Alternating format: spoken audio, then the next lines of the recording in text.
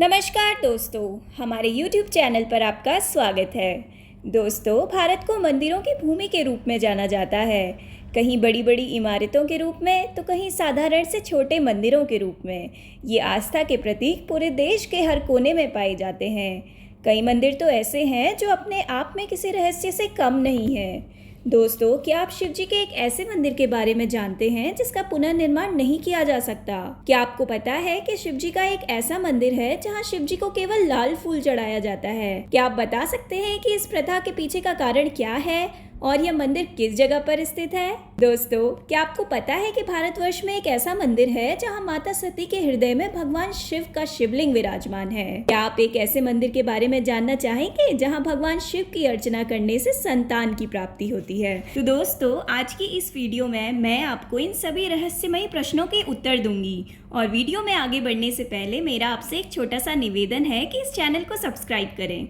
दोस्तों, मेरा उद्देश्य भगवान शिव की गाथाओं को आप तक पहुंचाना है और यह चैनल भगवान शिव को समर्पित है और इस कार्य में आपको मेरी मदद करनी होगी। अगर आप भी भगवान शिव के सच्चे भक्त हैं तो आप भी इस चैनल को सब्सक्राइब करें और लाइक, कमेंट व शेयर करके भगवान का आशीर्वाद जरूर प्राप्त करें।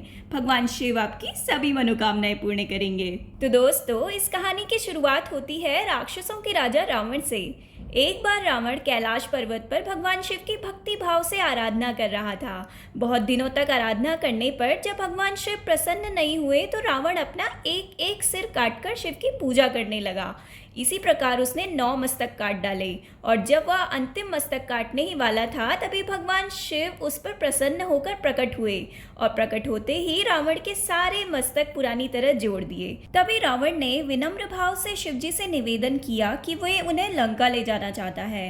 रावण की इस बात को सुनकर भगवान शिव असमंजस में पड़ गए और बोले कि तुम मेरे लिंग को भक्तिभाव पूर्वक लंका ले जाओ, किंतु यह ध्यान रखना कि यदि रास्ते में इसे पृथ्वी पर रखोगे तो ये वहीं स्थिर हो जाएगा। रावण यह बात सुनकर प्रसन्न हुआ और शिवलिंग के साथ लंका के लिए रवाना हो गया। रास्ते में भगवान शिव की माया शक्ति के प्रभाव से उसे लघुशंका करने की इच्छा हुई और वे शिवलिंग एक ग्वाले को पकड़ा कर चला गया। शिवलिंग के भारी होने के कारण ग्वाले ने उसे कुछ ही देर में पृथ्वी पर रख दिया और पृथ्वी पर रखते ही वह शिवलिंग वहीं स्थापित हो गया। दोस्तों, जहाँ पर यह शिवलिंग स्थापित हुआ उसे आज हम वैद्यनाथ ज्योतिर्लिंग के नाम से जानते हैं। वैद्यनाथ ज्योतिर्लिंग झारखंड के देवघर जिले में स्थित है।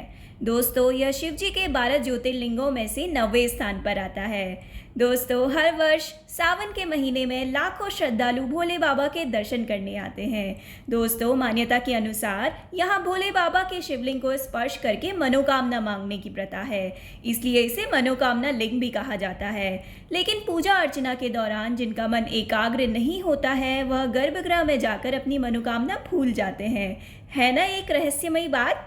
दोस्तों, यहाँ पर हाथों की छाप लगाने की प्रथा भी है। कहा जाता है कि जिन लोगों को संतान की प्राप्ति नहीं होती है वे यहाँ पर अपने उल्टे हाथों का छाप छोड़कर चले जाते हैं और संतान की मनोकामना मांगते हैं और जब उन्हें संतान प्राप्ति होती है वह सीधे हाथों के छाप छोड़ देते हैं। मनोकामना से प्राप्त संतान का वहाँ पे मुंडन किया जाता है और उसे शिव जी के चढ़ाए हुए पंचतत्व के पानी से नहलाया भी जाता है। क्योंकि वैद्यनाथ ज्योतिर्लिंग माता सती के 52 शक्तिपीठों में से एक है जहाँ सती का हृदय गिरा था, इसलिए यहाँ पर भगवान शिव को लाल फूल चढ़ाया जाता है।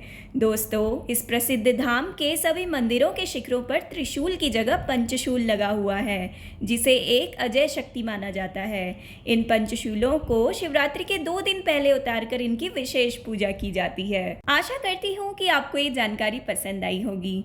दोस्तों, सनातन धर्म का प्रचार करने के लिए मुझे आपकी सहायता की आवश्यकता है। जिन लोगों ने भी इस चैनल को सब्सक्राइब करा हुआ है उन लोगों का बहुत बहुत धन्यवाद और जिन लोगों ने नहीं करा हुआ है वह भी चैनल को सब्सक्राइब कर लीजिए। भगवान शिव की कृपा आप पर बनी रहेगी। जय भोलेनाथ, हर हर महादेव।